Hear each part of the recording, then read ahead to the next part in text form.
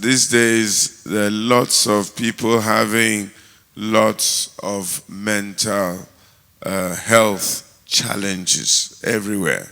And it's on the increase, especially in the first world and Europe and places like that, where society and government is even going into the schools to deliberately reprogram the children with what they call sex or sexuality education.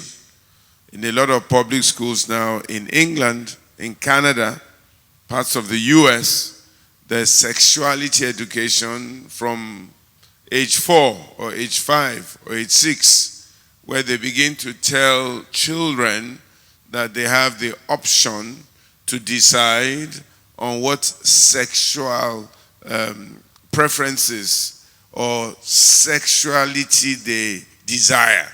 So if you're a boy and you feel that you're a girl, you're allowed to be a girl. And if you're a girl, you feel that you're a boy, by law, in some places, you're allowed to be a boy. And in places today, you have toilets that are mixed toilets.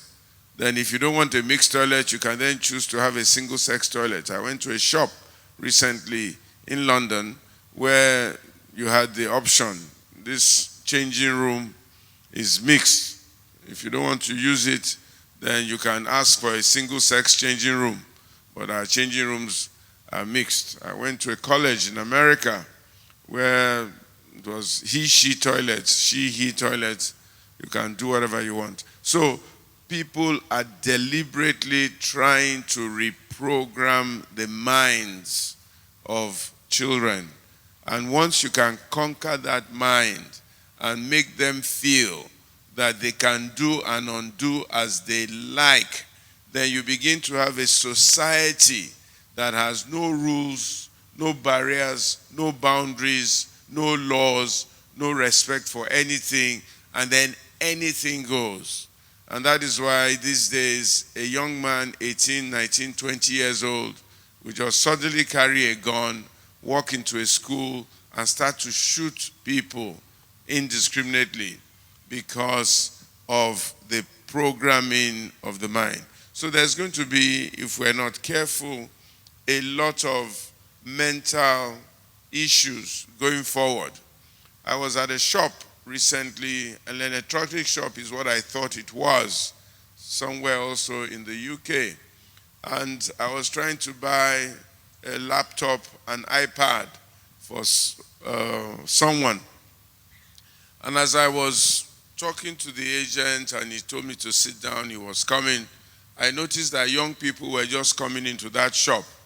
They were just coming, then they will go to one area, they will point at something that looked like a little pipe, and they were selling it to them, and they were selling that thing, and they were just coming. Young girls, pretty girls, small girls, 16, 17, 18, young boys, 18, 20, 22, everyone was just coming. It was like the highest selling commodity in what I thought was an electronic shop. So I had to ask the shop attendant, what is this thing? He says, oh, it's called vape. I said, what is vape? He says it's an alternative for people who are smoking cigarettes. But then it contains a lot of nicotine. What it also contains is that it has drug options as well.